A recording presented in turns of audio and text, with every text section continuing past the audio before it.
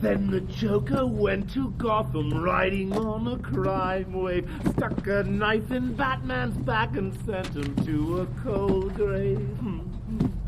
Joker, you're hot as an oven. I think maybe you should lay low for a while. I'm well aware of that, Rupert. I happen to be crazy, not stupid. The Joker knows when it's time to take a vacation. Tell me, do you like me better in aviators or horn-rimmed sunglasses? Aviators? Cool your jets, pilot.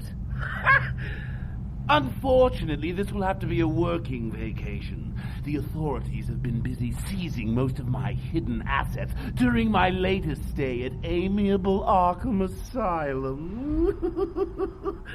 Fortunately, they weren't able to unearth all my buried treasures. Now, let's see. House key, office key, donkey. Ah! Here we go. Here's something I was saving to break up the boredom of some future rainy afternoon. But, boss, is that... Yes, my dear Rupert. My very own cruise missile.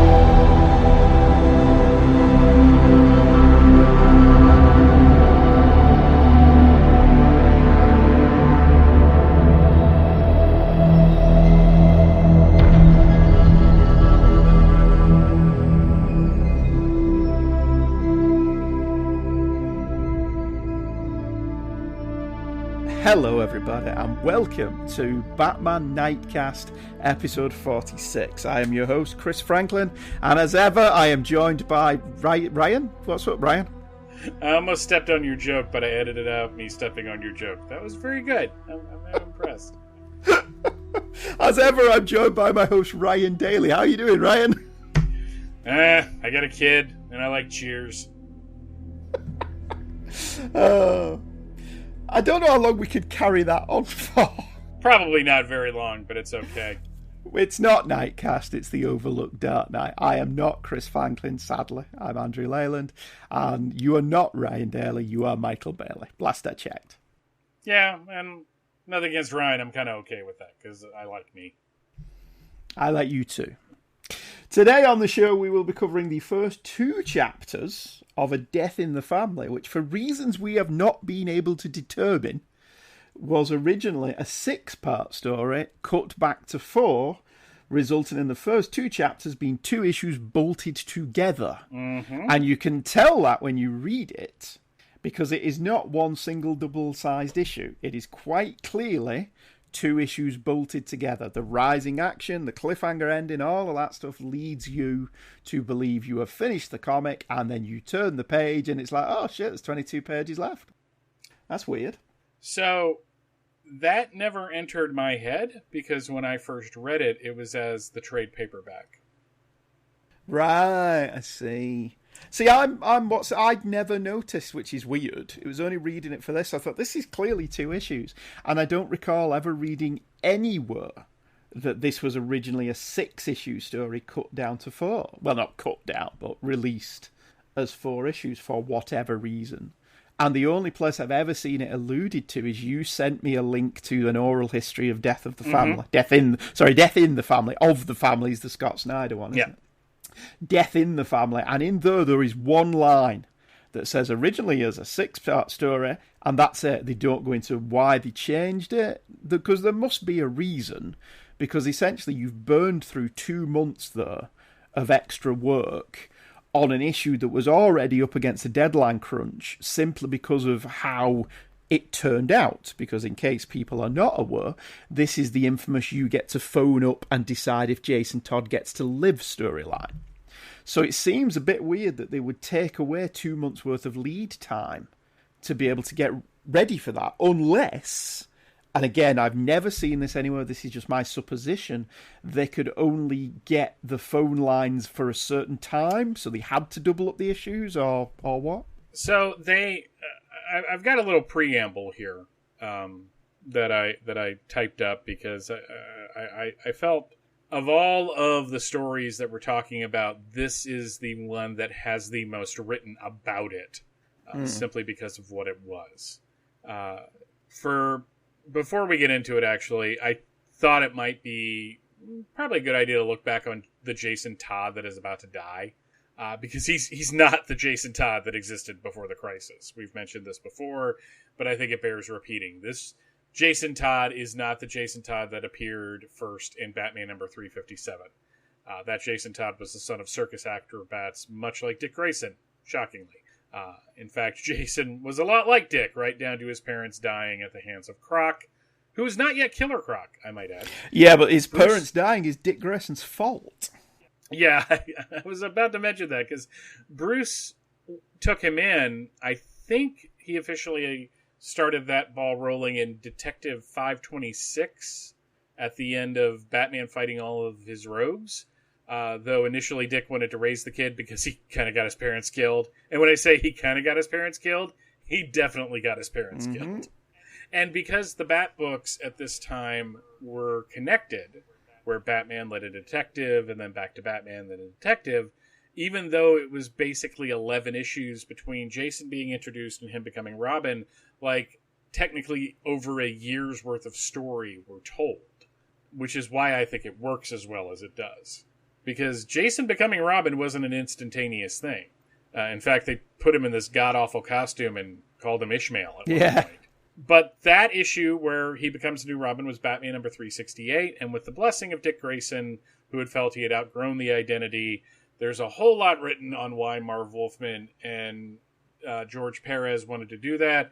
The most amusing part of any of those tellings is that they thought that DC wouldn't let them do it, and DC let them do it. Because they got a new character out of the deal, and with what Wolfman was doing in Teen Titans, yeah, it made sense for Dick to kind of become his own person in a really ugly costume. Yeah, even for a George Perez design, that's not Disco Nightwing is not my favorite look. It's like when I look at the second iteration of that costume, I go, I like that a lot better. That tells you something about flared collar Nightwing. Jason was Robin up to and then after the Crisis, and he was not, from my reading of those books, an unlikable character. I actually kind of dug that Jason. He was a lot like Dick, a little different, and there was this whole subplot with a character named Nocturna that was gothic and melodramatic and wanted to be his mom, and I would have really nasty thoughts about that if I was Jason Todd, because Nocturna was, I'm going to be Shag for a minute. She was hot. So she was a gothic chick. Again, shocking for my... After the Crisis, Denny O'Neil came on as editor, and he is quoted from an interview printed in the book The Many Lives of Batman, Critical Approaches to a Superhero and His Media. There was a time right before I took over as Batman editor where he seemed to be much closer to a family man, much closer to a nice guy. He seemed to have a love life, and he seemed to be very paternal towards Robin. My version is a lot nastier than that. He has a lot more edge to him. With that in mind, Denny brought in Max Allan Collins to revamp and refresh The Dark Knight and Robin, and he did. Originally, Collins wanted his story that reintroduced Jason Todd to be called Robin Year One, but he was told that wasn't feasible. Later on, Chuck Dixon would write a really entertaining miniseries called Robin Year One. And then Batgirl Year One, and then Nightwing Year One, and then everyone would get a Year One. We still haven't gotten ours, but that's okay. Collins' run on Batman didn't last long, and Starlin was brought in after him, and I recently, as I mentioned last episode, learned, thanks to Greg Araujo, posting a scan from Amazing Heroes issue on Twitter from the late 80s. Not Twitter in the late 80s, the article was, The 10 Nights of the Beast was supposed to be Starlin's first story, but it just ended up getting jumbled around. In various interviews that were uncovered for this oral history, Starlin has said, I tried to avoid using Robin as much as I could. In most of my early Batman stories, he doesn't appear. Eventually, Denny asked me to do a specific Robin story, which I did, and I guess it went over fairly well from what I understand, but I wasn't crazy at Robin, or about Robin. And he is also quoted as saying, "I thought going out and fighting crime in a gray and black outfit while you send a kid out in primary colors was kind of child abuse.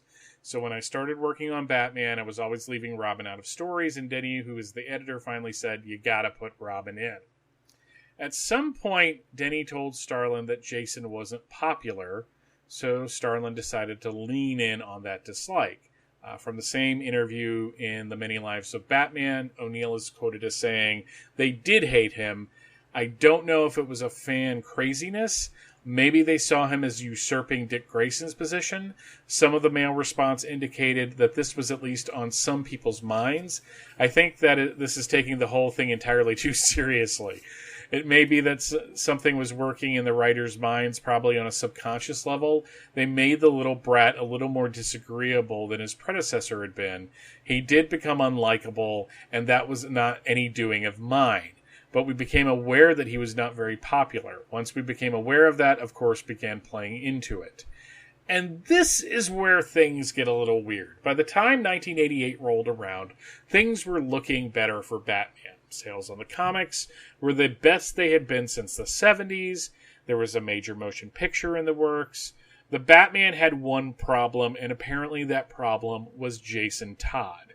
One idea on how to take care of this problem came from Starlin. Now, Jim Starlin told me this story a few years back when he was a guest at Dragon Con, and I kind of talked about it then, but then a few years later it came out as a bigger thing. But here's a quote that sums up what he said to me better than I could relay it. And this is from an interview at sci-fi.com. "At that time, DC had this idea that they were going to do an AIDS education book.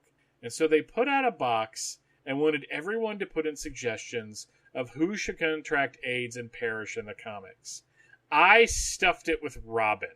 They realized it was all my handwriting, so they ended up throwing all my things out.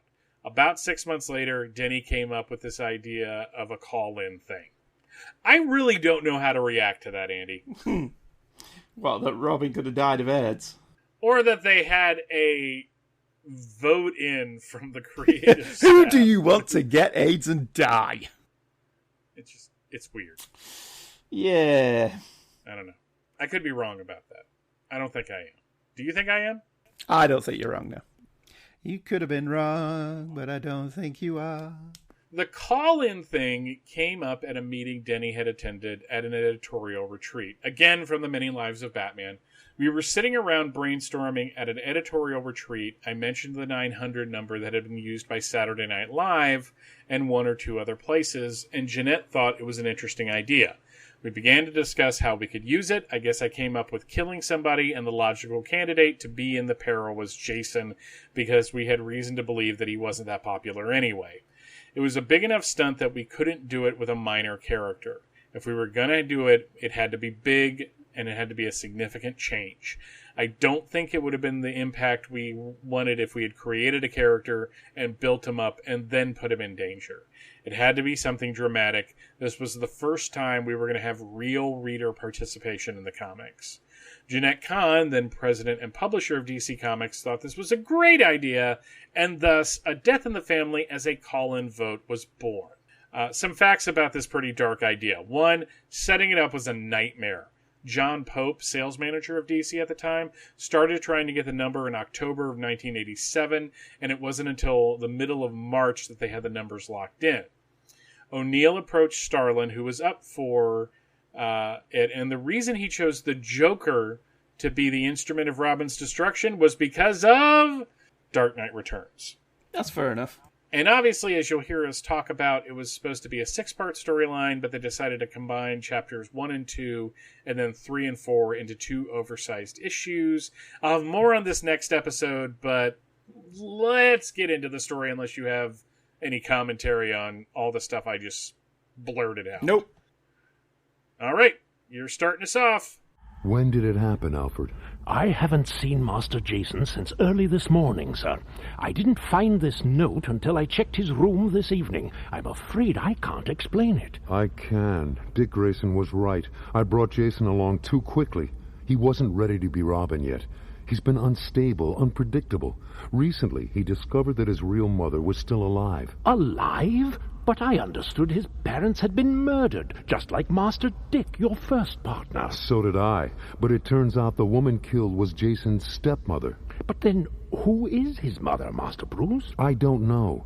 Jason found his birth certificate among his father's belongings. It was half ruined. I saw those moldy boxes in his room. All he could make out was that his mother's name began with the initial S. There was an address book amongst those boxes. It was so old I almost threw it out. That address book contained the names of 3 women. Jason must think one of them is his mother. He's become obsessed with finding her, even to the point of disobeying my orders. You'll go after him, then?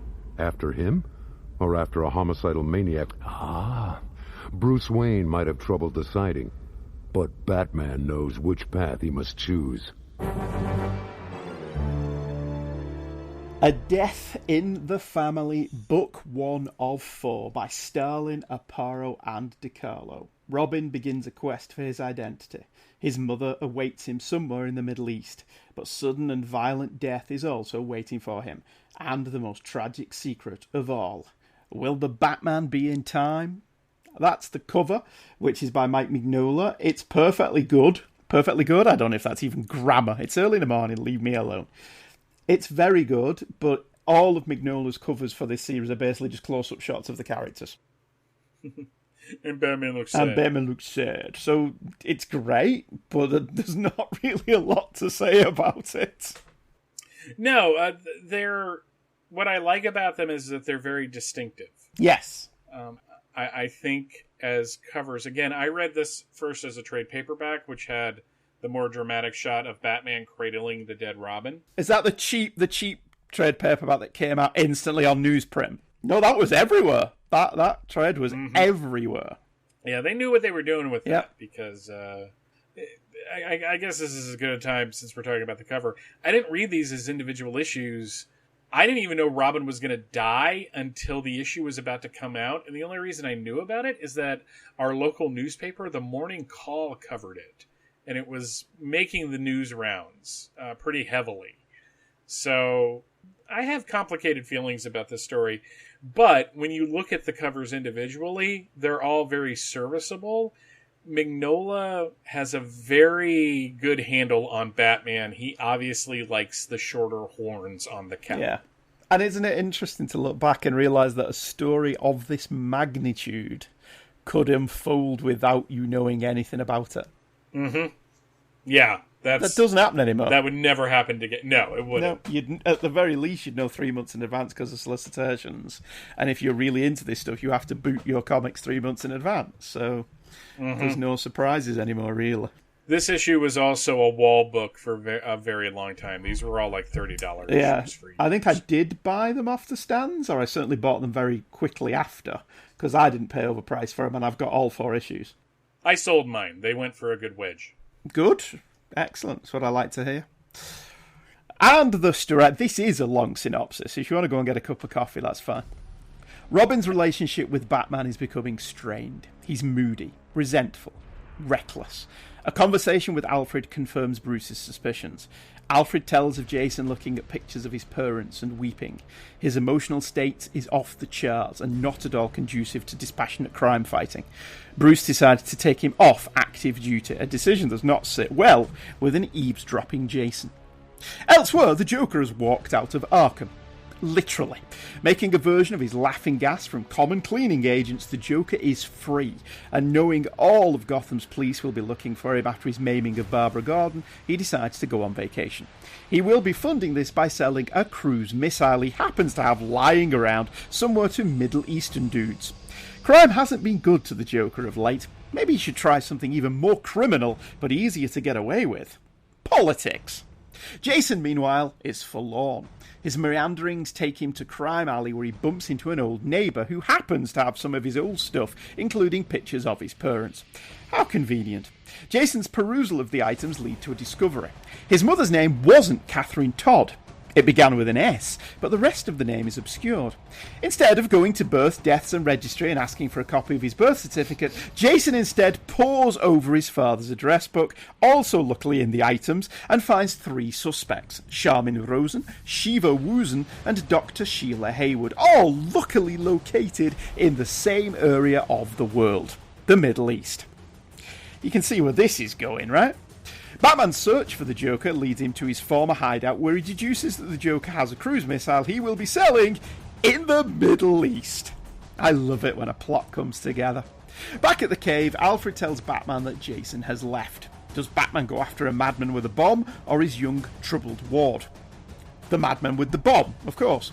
After consulting with Ralph Bundy, the CIA guy Batman befriended in 10 Nights of the Beast, the Batman tracks the Joker to Lebanon thanks to the Joker's leaky missile. Would it be too much to hope that the Joker dies of radiation poisoning, muses Batman? Alfred is searching for Jason, who was last seen in Israel. What the hell's he doing there? Well, Jason's looking for the first name on his list, Charmin Rosen. He finds she's in Beirut, and even the hotel she's staying in.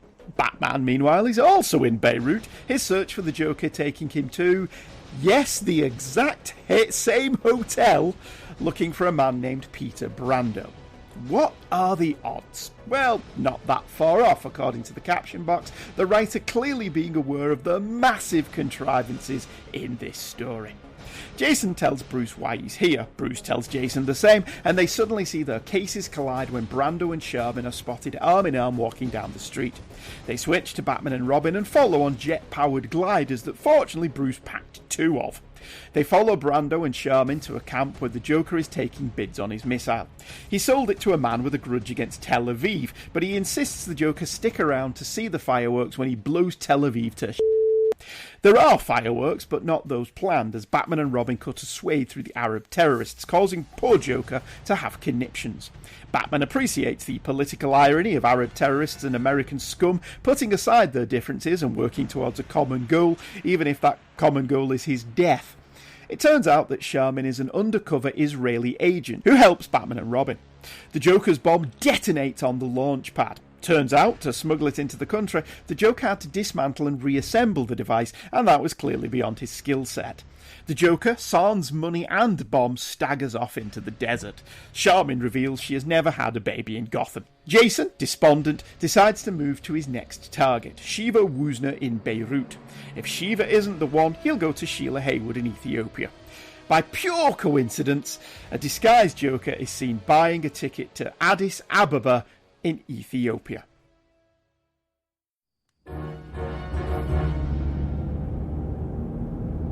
How did your people know about the Joker's nuclear arms deal, Agent Rosen? I'm afraid that's classified information, but I must thank you. You've done a great service to my country. Then how'd you like to return the favor by answering a question or two? Such as? Have you ever been to Gotham City? Ever had a baby there? Excuse me? Answer, please. No, not in Gotham City. Why did you want to know something like that? Sorry, can't say. That's classified information. We'll let you off here. You can pick up a ride to the border. Just one more thing. Do you know a woman named Shiva Woosen? Know her? Yes, as I know the plague. She is death personified. Where can I find her? Her movements are mysterious, but our intelligence suggests that she was recently captured by the terrorists and taken to the Bekaa Valley. Thanks. Yeah, good luck to you. The Bekaa Valley, the heartland of Shiite terrorist activity. I'm going after Shiva Woosen. I don't care what kind of terrorists have captured her. Don't try to stop me from finding her. Wouldn't think of it. But what if she's not the one? Then I try Sheila Haywood in Ethiopia. I think I'll stick around. Make sure you don't get yourself into trouble. Suit yourself.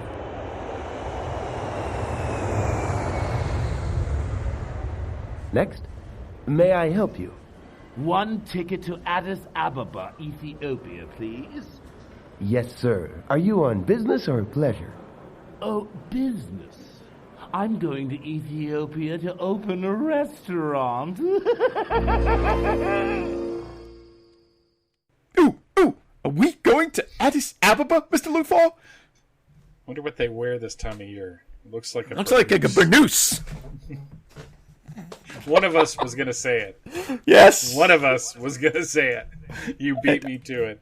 It absolutely had to be said. I'm going to get two terrible jokes out of the way. One, apparently this episode, the people in this comic do believe in squeezing the Charmin.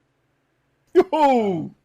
And I'm really glad that at no point did Sheila Haywood marry a guy with the last name Jablomi.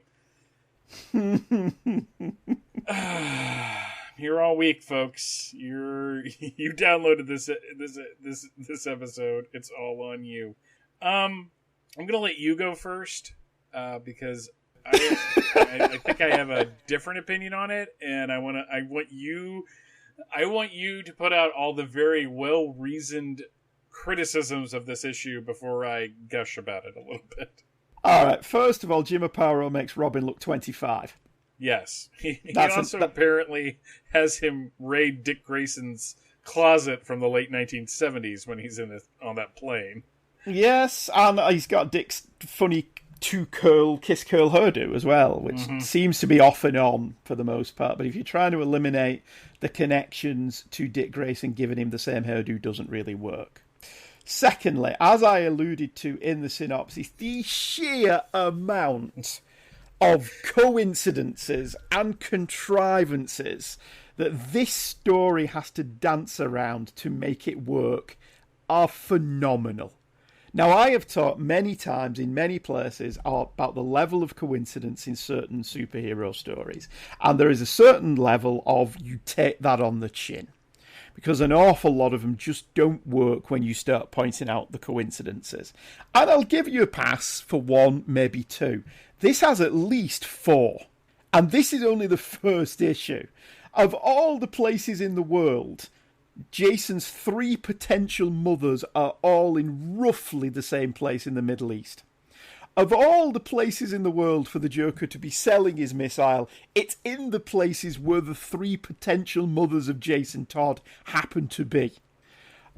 It's, of all the people that Jason should stumble onto as he just wanders aimlessly around Crime Alley, it's just some rando who leans out of her window and says, "Hey, you're Jason Todd. I've got a ton of your stuff from your parents up here. Do you want to come and get it?" And you're like, Jason never thought to go and ask about this before. He's been adopted by Bruce Wayne, so he's presumably a relatively well-known figure. She never got in touch and said, "I've got some of your parents' stuff here." All of this just basically piles one upon the other. But the biggest problem with this issue, when I read this, Jason's birth certificate. For Jason to have a birth certificate, he has to be registered, which means that Births, Deaths and Registry will have a copy of your birth certificate, you stupid world's greatest detective Ward. All you had to do was go to Gotham Town Hall, ask them, could you have a copy of that certificate, show them your ID, and they would say, "That'll be $40 for a copy, sir." And you would say, "Well, thank you very much." And you've got a nice, pristine copy of your birth certificate that tells you who your f***ing mother is. So, I'm going to tell you all a story, folks. We're recording, well, for Andy, it's the 8th. It's kind of technically the 7th, but technically the 8th for me. Yesterday morning, I woke up at 2 o'clock because one of my dogs, Gracie, was having an issue. She got her nail caught in her harness, and my wife was trying to get that worked out without getting bit. So obviously I woke up because there was a lot of commotion going on.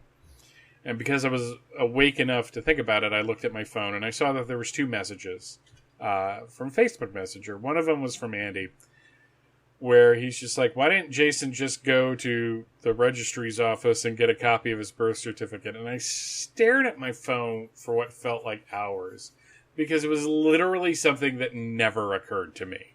And I think that's what Starlin wanted. He didn't want you to think about that. Because as you pointed out in another message, if Jason waited, this story doesn't play out the way it plays out. If he had gotten what he needed to get and didn't start doing amateur detective work, and then very amateur, then use all of it. And I love that the narration is, "I taught him to be a detective." Apparently, you didn't. You didn't teach him very well, did you? Maybe you should have let Dick handle that. But so I was just like, oh my God, that like, and the other thing that you said that I loved is like, this is a real plot hole, not like a plot hole that a YouTuber thinks is a plot hole, which is fair commentary on any kind of criticism on the internet. You're not supposed to think about any of these. You're just supposed to roll with the story. The thing is... I'm not saying that as a criticism of you. I'm just saying that as a statement on the issue itself. But the thing is, I was wrong. This story could play out similarly, but not the same. If he goes and gets a copy of his birth certificate, he still learns who it is. He still want to go to her. There's nothing stopping him still arriving at the same place at the same time as Batman and the Joker does. So the back end of the story can still play out the same. But you remove an entire issue. He gets to Sheila ahead of time, and then it has more time to connect with her, and her, as we're going to discuss, betrayal has more impact on it. Hmm. Or she doesn't betray him. Yeah. Because she has more time to think about it.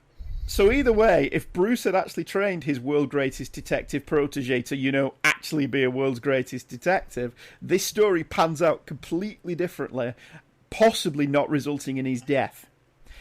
From this one simple thing of going, all right, well, I can just go and get a copy of this from the registry's office. Because it's the first thing you'd think of.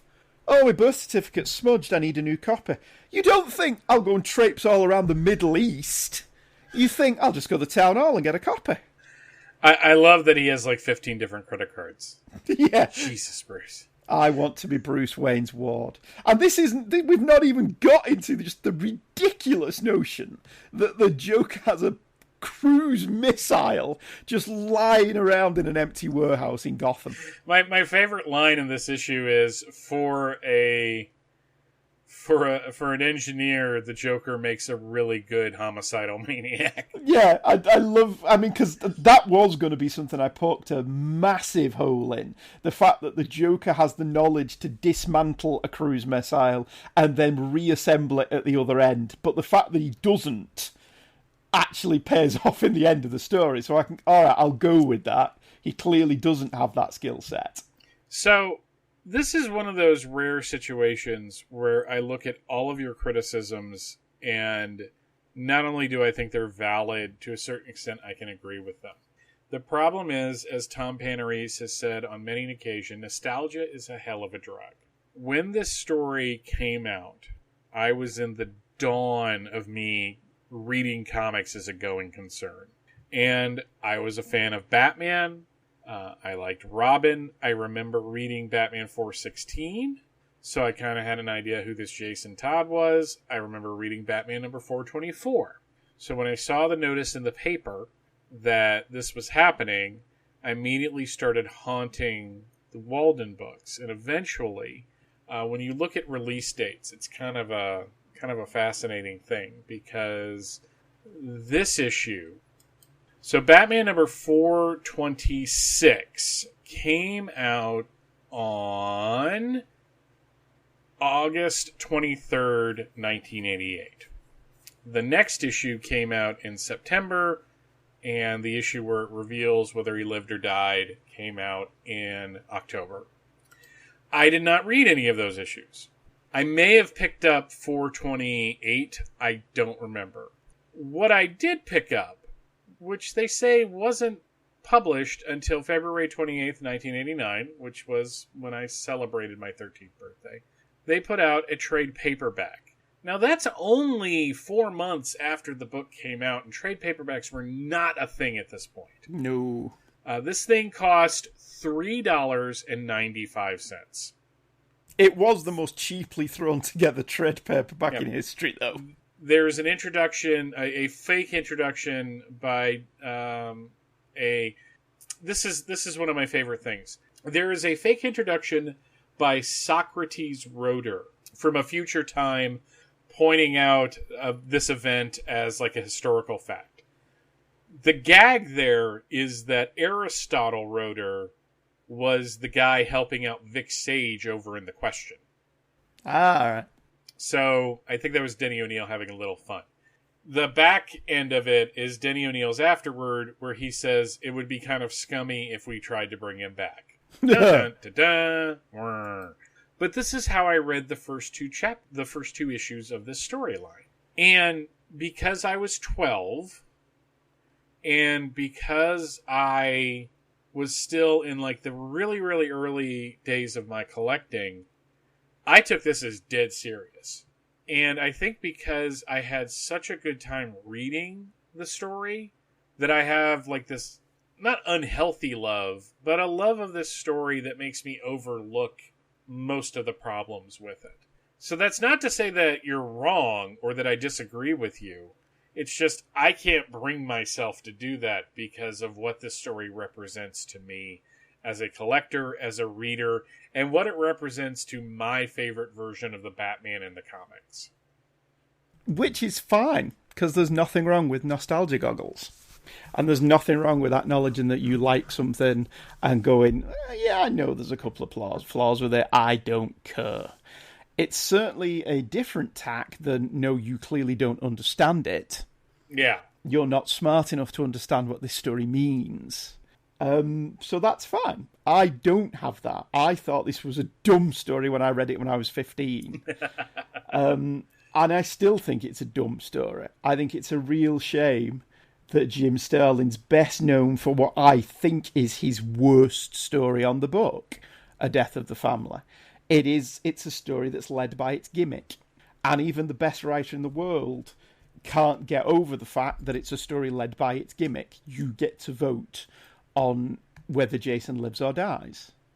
And it's just too contrived for me to be able to turn a blind eye to it and just go, hey, it's comics, Jake, which I can do in an awful lot of situations because, I love comics, but I know their flaws, particularly the superhero genre, and I'm willing to roll with an awful lot of them. But when you're piling coincidence upon coincidence upon coincidence upon coincidence to make your story work, that's this level of suspension of disbelief that basically I can't cross. Because there's far too many contrivances in this story to just go, it's comics, Jake. There's just too much of it for me to be able to buy into it. Yeah, and that is totally fair, too. I like I said, I can't argue with your points. Because one, it's getting late, and two, you're right. There are coincidence upon a coincidence upon a coincidence. The fact that Charmin Rosen, who in the movie would be played by the woman that played Ziva on NCIS, I'm assuming. Oh, yeah. Is involved with the case that Batman's working on, and specifically is an agent posing as somebody that's involved with the man he's looking for. Who also happens to be the first of Jason's suspects. Yeah, like he didn't go for Lady Shiva first, he went from Charmin Rosen. So...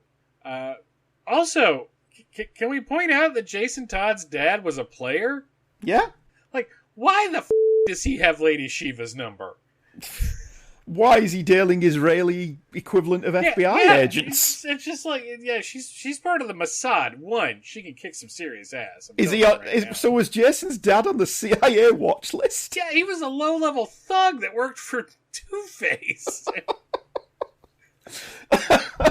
This guy had an exciting life. Plus, also, let's not forget that if he's going through his dad's address book, which just happens to be in this small box of trinkets that this next-door neighbour has kept, if you're going alphabetically, which most people do keep their address books in, he should have gone and seen Sheila Haywood first. Mm-hmm.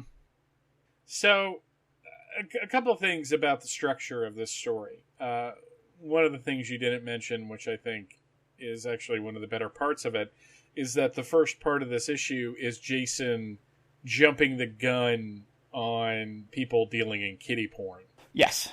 And there's a moment where Batman goes, what do you think you're doing here? Playing some game? Of course, all life's a game. And he rotes off.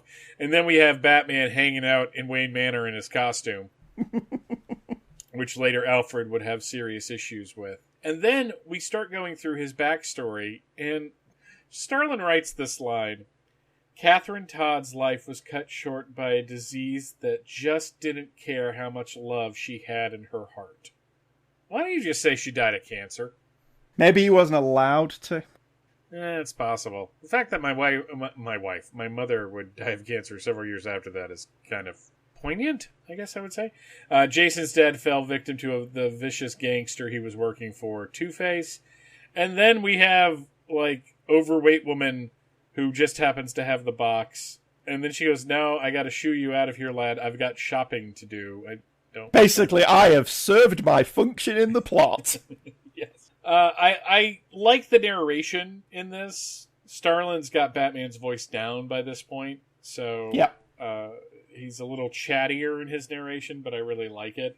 But yeah, I cannot ever unsee him not going to City Hall or whatever hospital he was born in. And the funny thing is that you could have had him do that, and then whoever filed it away had like oily hands, and the name was smudged anyways. Yeah. So. Yeah, you could have had him go when they've not got it anymore, or they've lost it because Gotham's incompetent. I mean, it hasn't been through an earthquake or anything yet, but whatever. And this will have been a point where not everything was on computer, despite what he says about locating the people that could be his mums. So, Jason is wearing the Saturday Night Fever suit for some reason. I don't know why when he's on the plane. He asks for rum and coke. This is another line that has stuck with me for decades now. First class section or not, champ, you don't look ripe enough for rum. He's got a point. I do like that she does ask him, do you want some straight coke instead? Well, if that's what you're offering in first class. You are absolutely right that it is so obvious that this is 2 issues. Yeah. Because it's a painfully obvious which path I must choose. The question is, how will I ever be able to live with myself with this decision? Next page. I am living with that decision. Yeah. I wonder what the reason was behind that, and I've not been able to find out what it was. So if anyone who's listening knows what was the reason for making these 2 first issues a double-sized, because certainly from a production standpoint, it must have caused them headaches. Unless Aparo was ahead of the game. Well, he has had, 4 issues off now, hasn't he? Mm-hmm. So maybe, yeah. I like the lighting on page 27 of Robin in front of the monitor, the old-fashioned computer. The lighting on that entire page is just really good. We have a little rich guilt. Yeah. Beirut, a city in turmoil, a capital torn apart by armed, polarized factions, each trying to seize control. Seems everyone's either armed or crippled by this war. You can feel the tension on the streets. This is not a safe place for an American. Then why are you so obvious, Bruce? Well, he travels under a Northern Ireland passport. No, that's true. I was going to say, I hope he doesn't try the accent. Oh, Bagora, take me to the worst section of the city, or a place where criminals gather, Commissioner Gordon. And you're like, where did you get the accent, Bruce? Well, Chief O'Hara. Ho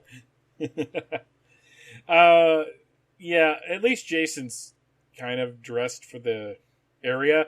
You can also tell this was meant to be a separate issue because of the way they draw the 3 heads of the women that could be his mother. And the way they explain that is definitely, if you didn't read last issue, here you go.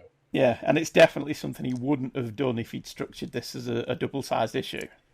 Jet-powered hang gliders make absolutely no freaking sense. How did he get them over here? Through customs, and why did he bring 2? And that is not a hang glider. It is not gliding. No. It is flying. So, Peter Brando's suit is cheap. I like that the Joker does not ever wear his traditional outfit in this entire story. No, he doesn't. He wears jeans, which is really weird. It's a casual Friday for the Joker. I mean, at least he has a purple jacket, I suppose. Batman fighting terrorists and gangsters in one issue. Bully for him. Yep. Charmin Rosen is a badass. I do like her too. And I like that the problem with the nuclear missile kind of takes care of itself. Yeah, because the Joker can't dismantle and rebuild a nuclear missile. Though the look on everybody's face on page 41 is just like, and they're being thrown free from an explosion. It seems a bit odd that the Joker just gets to walk away, though. Yes. I also Batman- like that he has makeup. Well, it's just like the Joker's escaped again. Batman, you've got a hang glider, rocket-powered hang glider. Can you not take to the skies and look where he's gone? You're in the middle of a desert. There's nowhere for him to hide. And footprints! There are footprints! You're the world's greatest detective! There's footprints there! Come on, Batman, do your job!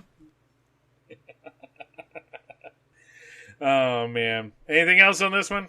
Sorry, I do apologise. I feel like you're fine. I'm ripping this to bits. No, again, like I said, I am not going to be somebody who's going to sit here and get all defensive about it, especially when you're making really good points. It's quite sad. I mean, I've never been a fan of this story. I always think it's a little bit goofy. But when you've actually sat down to read it for this, just the sheer amount of goofy in a story that we're supposed to be taking deadly seriously. It's borderline camp, but at the heart of it is a scene where a 16-year-old boy gets beaten to death with a crowbar. And more, it's the cynical cash grab nature and the sheer nastiness of it bugs me. And I'm not somebody who goes, well, it's just a cash grab. They're a fucking company out to make money. Of course it's a cash grab. Every single company in the world does cash grabs. You think your comics are published purely for creative reasons? No. So I just making find money off of that at some point. Yeah.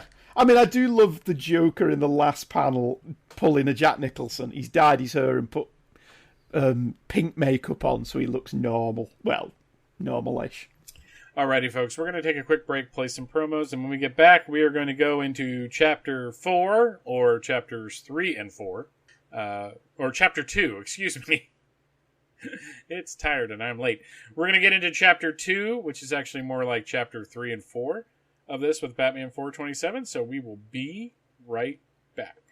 Hey, Jared, I have a question. What's up? Well, I've been a part of the Longbox Crusade for about 1.5 years now. Yeah? Well, that's not a question, man. I know, I'm getting to it. That was called Build Up. Like I was saying, I've been with the Longbox Crusade and I have gone out and represented the show faithfully. That's still not a question. I'm still building up. I was wondering, could I be a part of the official promo? There's this great promo for the podcast that airs across podcast land, and it has Pat Sampson, the founder of the show, you, the art cell artist, and your brother Jason, aka Weasel Skull. But it doesn't have me, Delvin Williams, the Dark Web. Could you ask the guys if they would let me be a part of the promotion, since you were the one who invited me onto the show? Well, not to be a Mr. Quick to correct, but that was at least 2 questions. Still, I guess I'll ask. Let me go talk to the guys and you stay here. Okay, great. Thanks, man.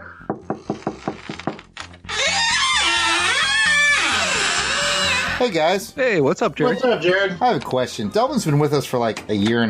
That's not a question. Yeah, I know. It's called Build Up. Hey, can we finally include him on the promo? It's the least we can do. He doesn't know that we're getting paid yet. And he never will. I mean, do we need him? After all, we already have the Longbox Crusade. And I provide awesome synopsis and insight on Crusader Chronicles. And I host Saturday Matinee Theater and also provide These Nuts jokes. Hey, I do that. Me too. So we're fine as it is. What does Delvin do? We should just let him go. Wait, he hosts Transformers Chronicles. You should know that, Pat. You're on that show. So what do you say? Can we keep him? Fine, let's do it. Let's do it live. We could have done this with him in the room. It would have made more sense. Why is he outside? I think we were doing a bit. Okay, let's do this. The Longbox Crusade Podcast Network is the place to be if you like deep dives into comics of yesteryear with the Longbox Crusade, chronological reading journals with Crusader Chronicles, indexing forgotten TV shows, films, and serials with Saturday Matinee Theater, pitting 2 randomly selected action films against one another in Action Film Face-Off, cataloging the Marvel run of the Transformers comic with Transformers Chronicles, and whatever else the demented minds of Pat, Jared, Jason, and Delvin can come up with. If that sounds like it might be for you, be sure to subscribe to The Longbox Crusade on iTunes, Google Play, and pretty much all reputable podcast feeds. Or check us out directly at www.longboxcrusade.com, where we continue our quest to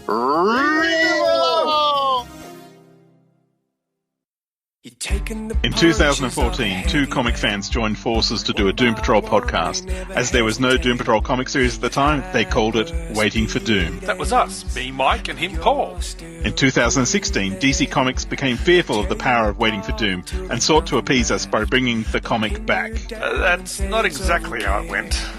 In 2018, terrified of the sheer horde organizing power of Waiting for Doom, DC Universe announced a Doom Patrol TV show.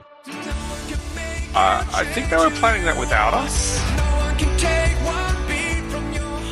In 2019, they again brought back the Doom Patrol comic, hoping we would not smite them. This makes no sense. In 2021, they realised we were the most unstoppable force in existence and released the Doom Patrol movie. This is pure fantasy now.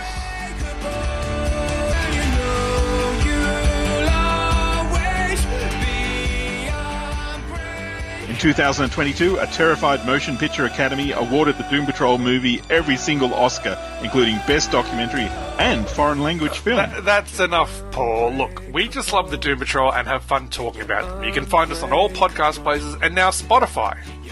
And check out our website, waitingfordoom.com, or we will wipe you out, all of you. Sheila Haywood. What's up, Doc? Joker. Long time no see, Doc. You've come a long way since Gotham. No longer performing illegal operations on teenage girls, are you, Dr. Killdeer? What do you want here, Joker? Why, just visiting old friends like yourself. You're quite entertaining, Sheila. A real cut-up. Just ask the parents of that girl you killed back in Gotham. That was an accident. That is all in the past now. Right you are, Pilgrim. You're a respected doctor in these here parts, ain't you, ma'am? In charge of distribution of medical supplies to these poor, unfortunate souls. It would be a shame if it all came to an end because your superiors learned about your tainted past. You came all this way to blackmail me? Afraid so, dearie. Times have been tough. My last venture was, shall we say, a bomb. But half a dozen truckloads of medical supplies will put the bang back in my buck. Huh. The great Joker reduced to hijacking trucks. Just a victim of Reaganomics, that's me. Unfortunately, the world runs on money. To stay in the game, I need oodles of cash. And you're going to help me get it, Sheila dear. Well, doesn't look like I have much choice. None whatsoever. Alrighty, folks, we are back with Batman number 427, which was released on September 6, 1988. We have a cover that says that this issue is by Starlin, Paro, and DiCarlo. Robin finds his mother, and waiting is the Joker, planning a revenge that will be swift, violent, terrible. Can Robin survive? You will decide. Details on the inside back cover. It's another Magnolia. It's Magnolia. It's another Magnolia Jam with Robin this time. It's a good cover. I like the art. How long has John James Newton been playing Robin? That's not a unfair thing to say. But inside, Chapter 3 begins with Batman and Robin infiltrating a terrorist training camp in Lebanon. After taking down the Sentry standing guard, the dynamic duo take the clothes of two of the would-be terrorists and head further into camp. Meanwhile, in Ethiopia, a disguised Joker finds Dr. Sheila Haywood.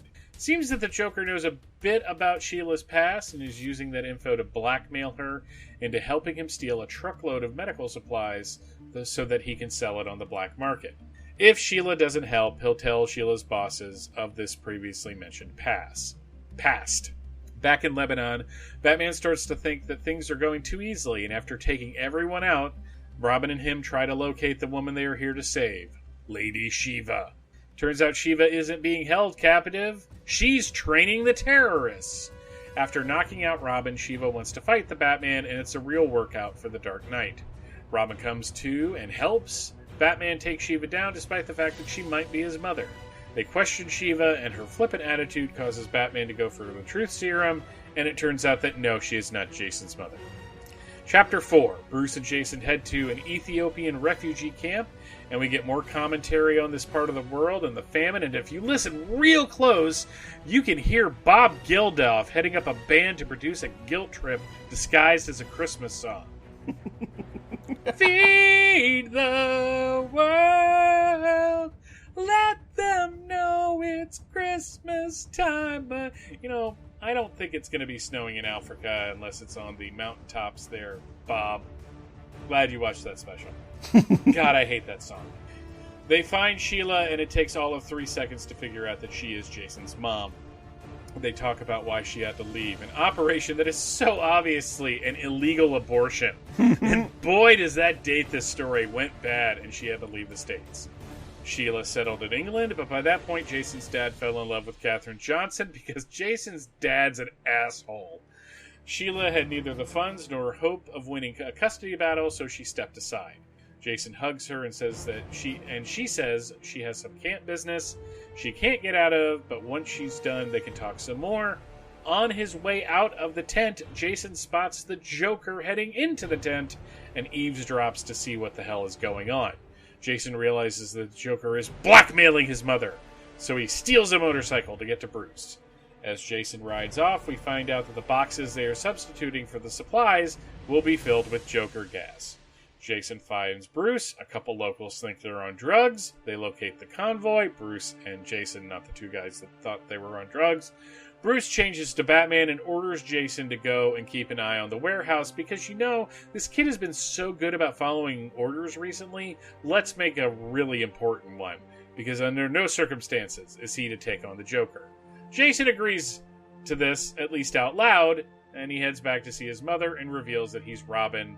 She leads him to the Joker. Turns out that Sheila has been dipping into medical funds for years, and Robin blowing the whistle on the Joker will blow the whistle on her, and she can't have that. Sheila asks what they should do with Robin, and Joker has plans. These plans include pistol whipping him, kicking him in the face, having his men rough Jason up after he takes a shot at the Joker, and finally beating him with a crowbar over 7 brutal panels. Meanwhile, Batman manages to stop the booby-trapped drugs and heads back to camp via a truck because his whirly bat was taken out. Back at the camp, Sheila asks what are they going to do when Batman arrives. The Joker hadn't considered that and decides the best course of action is to blow up Jason and his mother and eliminate all the evidence. Jason comes to as the clock runs down, and despite his injuries, he frees Sheila and tells her to get out of there. Sheila has a change of heart and helps Jason to the door, which is locked. Batman arrives seconds before the warehouse explodes, and he yells, "Jason!" as he drives up and stands before the fiery ruins of the warehouse. To be continued. Joker, come back! This isn't fair! I played straight with you! Jason? Oh my God, you're still alive. Alive. 1 minute to showtime, kiddies! The bomb. Jason, deactivate it. In no shape. Get you out. Hurry! Untie the ropes. Hurry! Blood in my eyes. I can't see. Oh boy, only 30 seconds now. The suspense is killing me. I know it'll kill you. Hurry! There. Free. Run. Oh, you bet I will. Come on, Jason. We'll get out together. Let me help you up. Ribs.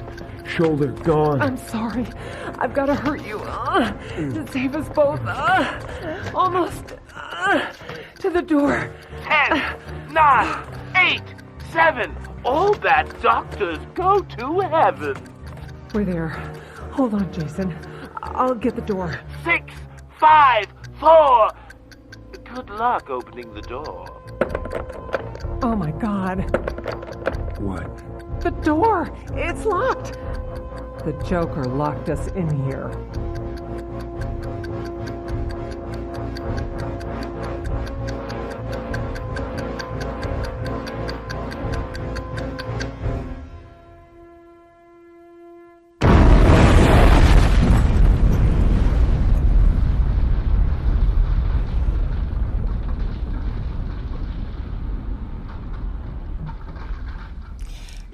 There is something really sick and hysterically funny about the fact that the Joker locked them in there. Yeah.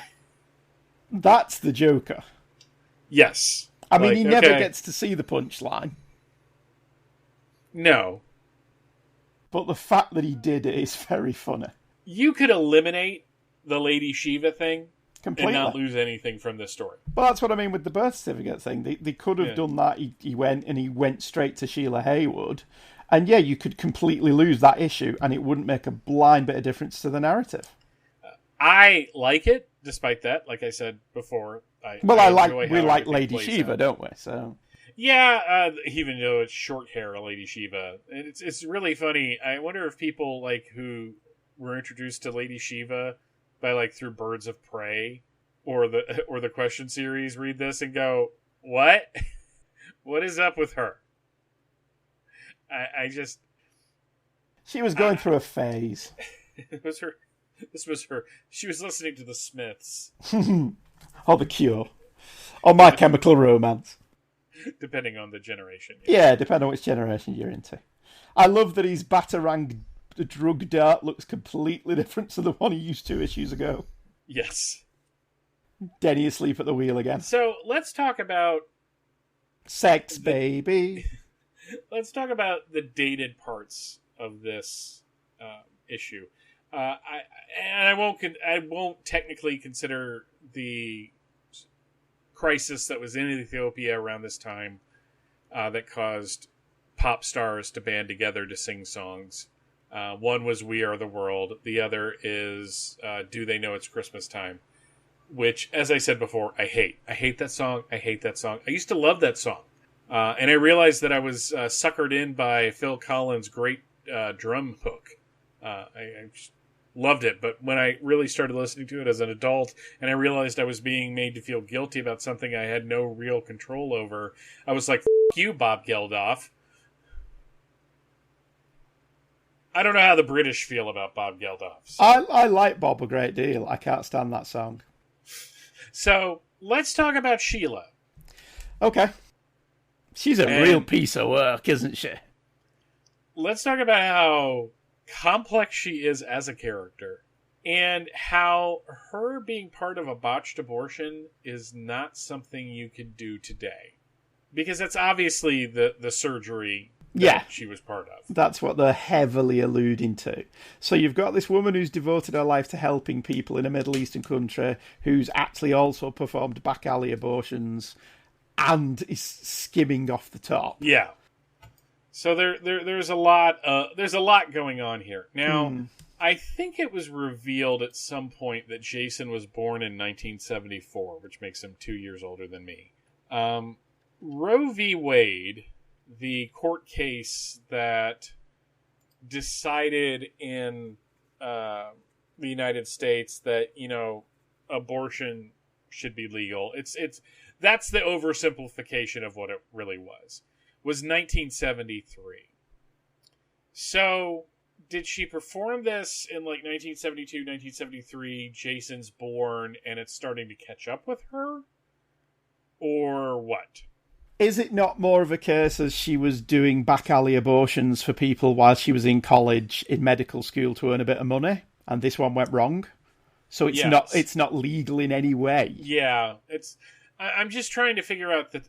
I don't know why I was trying to figure out the timeline, but I was just figuring out the timeline. Because, again, this isn't something you would have happen today. That's why, the plot of Dirty Dancing doesn't work in a modern context. Because of what happens in that film. But the fact that she did that, and it's presented as this very innocent thing, and then you find out she's embezzling from the camp she's working at, it's just it's like Jason's entire family just a bunch of heads. Yes. Yeah, they were. Completely. His dad's a gangster who's hooking up with international assassins and Mossad agents. And, wow, he is such a great... This is the prequel story I want to read. I don't care about the Waynes. I don't care about the Kents. I want to know about the Todds. I want to know about the Todds. But I want to know our low-level crook who hangs around with Two-Face and probably wears a black T-shirt with Duo written on in white. I want to know how he hooks up with Lady Shiva. So here's a question for you. You were critical of the first several chapters, that it was coincidence upon coincidence. Is this where Starlin starts to right that ship? Yeah, because at least this one is enjoyable on its own merits, and you're not spending every other page going, wait a minute. Now, yes, you can argue a case that the Lady Shiva stuff is completely irrelevant to the plot. Mm-hmm. Like you pointed out, you completely skip that, and it would not make a blind bit of difference to the story. In fact, page 13, you could change the dialogue on that page to be, so have you ever had a kid in Gotham? No, I've never had a kid in Gotham. All right, do you want to fight? Well, there's not really anything to gain from it. I'm not making any money, but we will meet again. All right, bye. And you could cut the entirety of the next 7 pages with no problem at all. Yeah. Now, again, at 12, I loved it because it was Batman fighting somebody, and it was a formidable battle too. Yeah, but looking at it now, it's not Aparo's best. I think this is an incredibly stiff fight scene. I have said for years that Aparo's blind spot, he could draw somebody getting punched in the face like nobody's business. When it came to the complexities of martial arts, he didn't have a good handle on that. I don't think he ever did, because there was a lot of judo chop and stuff like that. I mean, look at page 16, the last panel of page 16. Lady Shiva is supposed to be delivering this killer blow here to Batman's ribs, but she's not anchored. Mm-hmm. She's in the mid-air, and her other leg just looks like it's flailing around doing nothing. That looks like one of those patented Captain Kirk double kicks. Yes. That always look slightly ridiculous, because it means he ends up on his ass as well.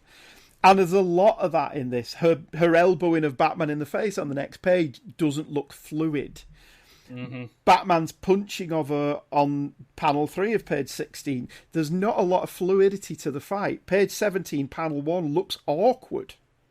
But he kind of makes up for it on page 18, because that one punch in the first panel, followed by that solid kick to the face, followed by a solid hit to the midsection, and then her trying to knee him, but he blocks it really awkwardly. I wouldn't do that. That's. But this goes back to what you've said and what we've discussed before. He can do a panel where one punch puts somebody out and you go, Jesus Christ, that would have hurt. And that's what this is. This is a page of Batman, just one punch, one kick, one punch, quickly taking her out. There's no actual artistry to what he's doing here. It is just punch her out before she can get the upper hand again. And Aparo's good at that. He probably would have drawn a great Wildcat book, just boxing. Oh, yeah. But like you said, there's no fluidity to his martial arts, and there's no continuity to it either. And it just ends up being quite a disappointing fight scene. Yeah, compare it to Mark Bright's fight scenes in the previous episode. Yeah. Where it's all fluid and it all makes sense.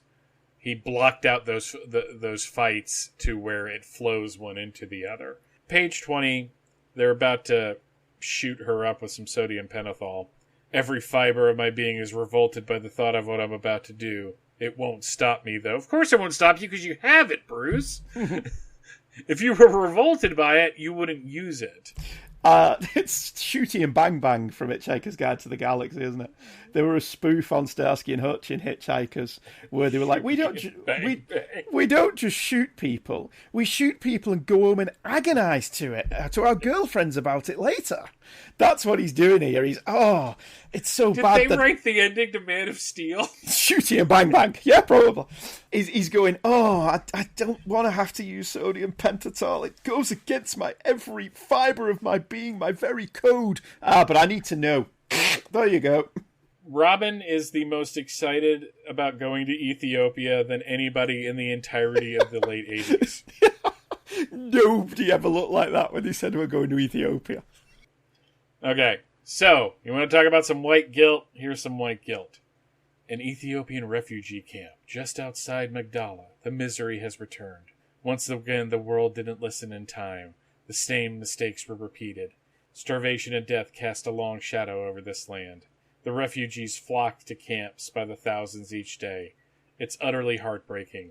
When I return to Gotham, I'll send out another check to help the effort and try to forget what I've seen here. Thanks, Bruce. I'm no different from anybody else. There's only so much even Bruce Wayne and Batman can do. See, that parlays into that idiotic opinion that, Bruce could do an awful lot more if he just started doing stuff with his money than beating people up. Well, that'd be a really boring comic. But this really just sells that notion. Then people come up with that incredible hot take that has never been discussed before. And it's just like the idea, I'll send a check and then forget about it. And you're like, yeah, that's probably pretty accurate. One of the things I love about this story is the reunion of Jason and his mother is very well done. Yeah. It's on page 25. I love the narration. As soon as I see her, I know we've hit pay dirt. Jason's got her eyes. Well, also, Bruce, she's the last person on the list. You know how detectiving works, right? You kind of ran out of options, but I love the fact that they see each other and she hugs, and he hugs her, but it takes her a second. And the next page 26, where she's talking about all of the problems she's had, you really feel bad for her. She's the most interesting character in this story. There's a complexity to her that you only really scratch the surface of because, we've got to get that phone vote in. Mm-hmm. She's really interesting as a character, and like we've discussed repeatedly, differently structured so that you skip the Lady Shiva stuff. Jason isn't an asshole, does get a copy of the certificate and goes straight to her. Could have resulted in a couple of issues of Jason working with her in Ethiopia and trying to make a genuine difference so that the betrayal is more heartfelt. As it is, basically, we've got 2 pages of his relationship with her before she stitches him up. Not literally. And on that, he reveals that he's Robin. Stupidly. She brings him to the Joker, but at no point does she say who he is to the Joker. She calls him Robin. She never calls him Jason in front of the Joker. And I love that when it comes time, like where she could have done the total selling him out, she doesn't do that. This is a Jim Aparo book. Jim Aparo really came into his own in the 1970s with Batman stories. They're usually they could be serious, but they were usually lighter fare. He draws the beating of a child. The severe, like the crowbar is I think that's what upsets me the most. Is that it's 6 panels of him swinging that crowbar and looking very excited. And I love the fact that she looks, she can't look, so she has a cigarette. Mm-hmm. And then he's covered in blood. Yeah, his hand's dripping with it to the point where his leg. It looks like he licks it on page 38, which is just gross. But you've got this is where the Joker became the Green Goblin. Arguably more so than the Killing Joke, because Alan Moore never intended the Killing Joke to have any repercussions in real life. Listen to me. In proper continuity. None of it's real, Andrew. Doesn't matter. But this is where the Joker crosses that line into becoming the psychopathic ghoul that he is nowadays, rather than being a funny killer. Yeah, this was the point I was trying to make when we did the crossover with Chris and Ryan, is that it was really the excuse the pun, the 1-2 punch of Barbara and Jason that elevated the Joker to true arch rival status. Yeah, because you've never got any indication before this that Batman gives the Joker any more thought than he gives the Penguin or the Riddler. Yeah. The Joker's slightly more deadly, but there's no indication on Batman's side that he gives him any more thought than he gives anybody else. Mm-hmm. And that's what I mean. It becomes that Green Goblin arch rivalry thing because they've made a personal connection with the hero. Yeah, and I think an argument could be made, a good, solid argument, that this is just disgusting. Mm-hmm. This whole affair. It is. And it is. It really is. The idea of having people vote on this, the fact that they've joked about that in more recent times with the Titans Season 2, where they had a poll at one point, does Jason live or Jason die? Now, it was never meant to affect the show, but still, and more recently it was announced, because we're timely, that they're going to do an animated feature one of the DC Showcase things, where they're going to do a Death in the Family where you get to choose where the story goes. Yeah. You know? And at no point has nobody realised that you are voting on the death of a minor. Yeah, and I remember seeing the trailer for that, because they've touched on Death of the Family in the animated films before, in the Under the Red Hood, where I think they did an interesting adaptation of the death of Jason. And rather subdued for the animated universe, too, I might add. Well, maybe the creators of that movie realised that the topic that they were dealing with, that essentially we're profiting here from the death of a child. It's fictional. I know nobody really got hurt, but at the same time, that's what you're doing. And there's such a bloodthirsty nature to it. But when the Death in the Family film was announced, I messaged a friend of mine, and I texted her, and I texted her the trailer. And she got really upset because she's tired of the whole Jason Todd thing being a thing. Now, my feelings are complicated because everything I love about Batman in the 90s comes from this event. Yeah, Tim Drake comes from this. Nightwing arguably comes from this. Yeah, the way the Bat family comes together. You know, you can't have Oracle without killing Joke. I mean, you could, but that's not how it played out, so... We could argue shoulda, woulda, couldas, but let's talk about what actually happened. And so it's one of those weird things that, you know, arguably you don't get the death of Superman without Superman killing the Kryptonian villains. So it's one of those things where, you know, for want of a nail, the village was lost.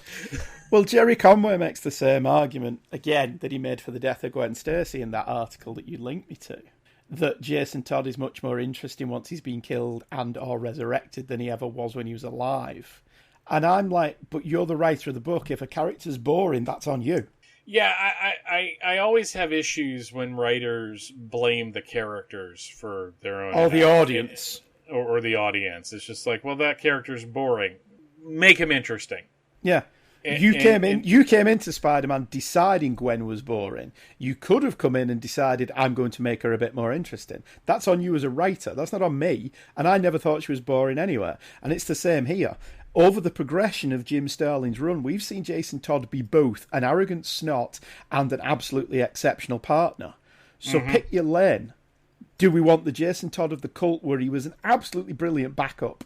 Absolutely fantastic. Everything that Robin should be was in the cult. He wasn't his own character because it wasn't his story. It was Batman's story and it was Deacon Blackfire's story. But he was there in the job role that Robin is supposed to be in. He's Batman's backup. Whereas in the main book, he's being portrayed as unhinged and slightly over his head. And it's like you've got these two different characterizations going on at exactly the same time.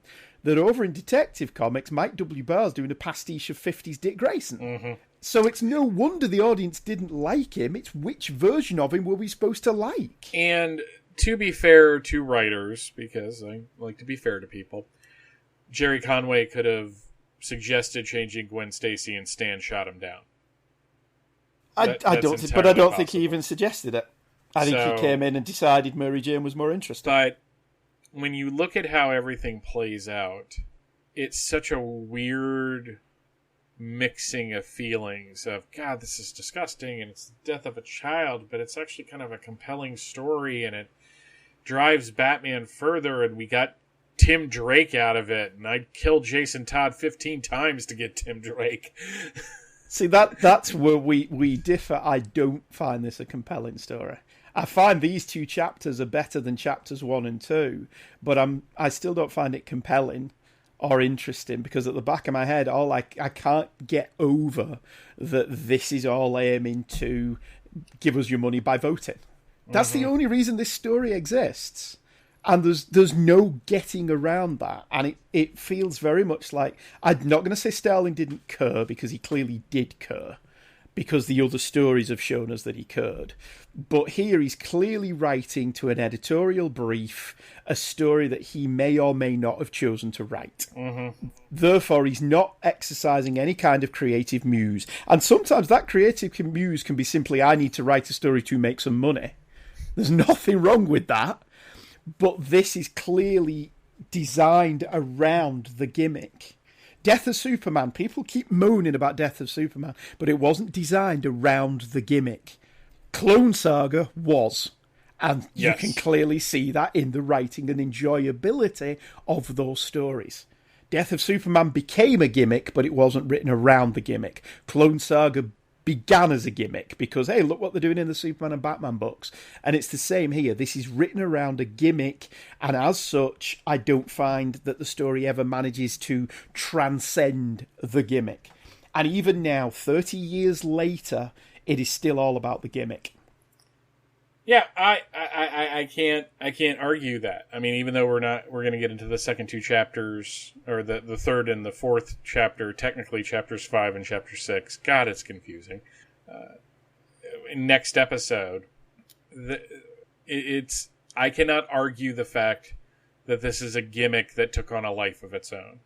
Yeah. People, at least according to the press, were upset, calling in radio shows, talking about that, Yeah, Denny because O'Neil that's because about... to Joe Public, they just murdered Burt Ward. Yeah. Haven't they? That's what it is.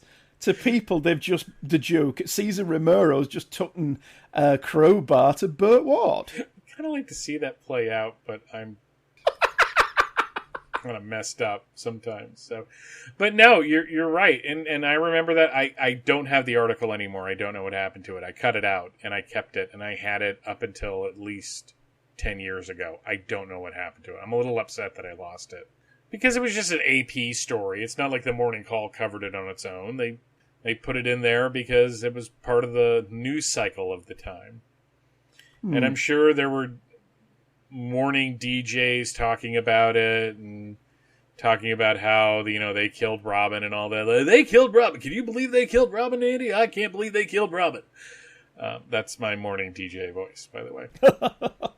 I do like the immediate aftermath of this where Jason's mum, Sheila, basically goes to the Joker, you do realise what you've just done, right? Yeah. And he's like, I hadn't thought of that. Yeah, Batman is a vengeful one. He's not going to want to, beat the hell out of me. And my problem with the story as well is following it to its logical conclusion. If you were ever going to do a Batman finally just has had enough, snaps and kills the Joker, it's here. Yeah. After this, you're basically giving the Joker free rein to do what he wants. This is not the act of an insane man. No, this is calculated. Yeah. And so the argument that he's insane no longer works, doesn't hold water anymore. There is no reason for this guy to not get the electric chair the next time he's arrested. So, that is it for this time. I was going to joke that if you want to save Robin, you can call in, but one, Andy and I have no control over that, and two, that's gross. We could joke about it, but it's still gross. So, next time we are going to cover the last two chapters. And through this episode, you've been hearing audio, and if you're like, where did that audio come from? Is that Mark Hamill as the Joker? Second question first. Yes, that is Mark Hamill as the Joker. In the late 1990s, Warner Audio did a Batman radio drama called The Legend of Robin, where they adapted A Lonely Place of Dying, Death in the Family, and the first two Robin miniseries. In that, Mark Hamill plays the Joker, and King Snake is played by John Shea. Yay! Which I will Lex never Luthor not versus be, the Joker. Which I will never not be amused by. But they did this, and even though Batman's a bit stiff in it, it's the same Batman, by the way, that was in the Total Justice CD that Shag and I talked about several years ago on Views from the Long Box. Total Justice! He kind of sounds like Miguel Ferrer, but he's not. But it's just kind of fascinating that hearing Mark Hamill read this dialogue makes the dialogue sound better. Just because it's Mark Hamill. Just because it's Mark Hamill, yeah. Yeah. So you'll hear a little bit more of that next time as well. But I just wanted to make that point. I actually finally got to play with some audio in this. Much like Andy did in his Nightfall coverage over on Hey Kids. And much like I did, I think before... Did I do Death of Superman before you did Nightfall? I don't remember. I don't think so, but I could be wrong. Yeah, because I think you did it like right around the time we had started. Because I remember one of the Nightfall episodes you played, I think, the Funeral for a Friend trailer. Oh, right. Okay. Which featured music from the movie The Patriot. Because it wasn't quite Superman music, but it was done by John Williams, so kinda. So it's kinda, sorta, almost though, yeah. Tangential.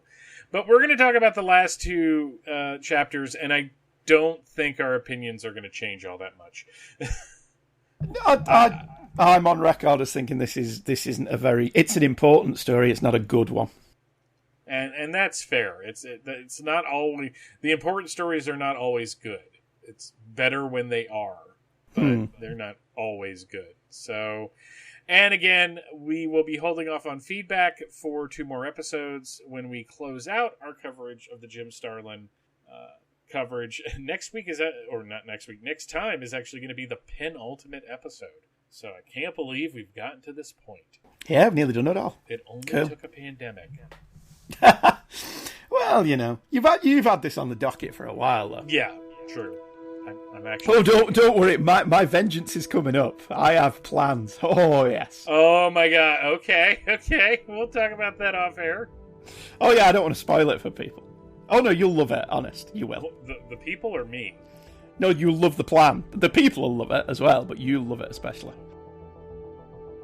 You have been listening to the Overlooked Dark Knight, the non-index show, hosted by me, Andrew Leyland, and Michael Bailey. The home base for the show is located at www.fortressofbaileytude.com. There you can find show postings with covers and images from the books we talk about, in addition to the RSS and iTunes links, as well as links to the other shows on the Fortress of Baileytude podcasting network and Andy's other podcasts. Feedback is always welcome. In addition to leaving a comment over at the show posting, you can also write to us. Our email address is overlookeddarknight@gmail.com. In addition, we do have a Facebook page, and links to all of that will be posted on our website. All feedback will be read on the show. All music and sound samples used in the show are copyright to their respective copyright holders. While this is far from a legally binding mea culpa, we would appreciate you not suing us. Batman, created by Bob Kane and Bill Finger. This show is dedicated to all of the men and women that contributed to the legend of the Dark Knight since 1939, especially the creators working on the books discussed on this show. Thank you for listening to the Overlooked Dark Knight, the non-index show, part of the Fortress of Baileytude podcasting network.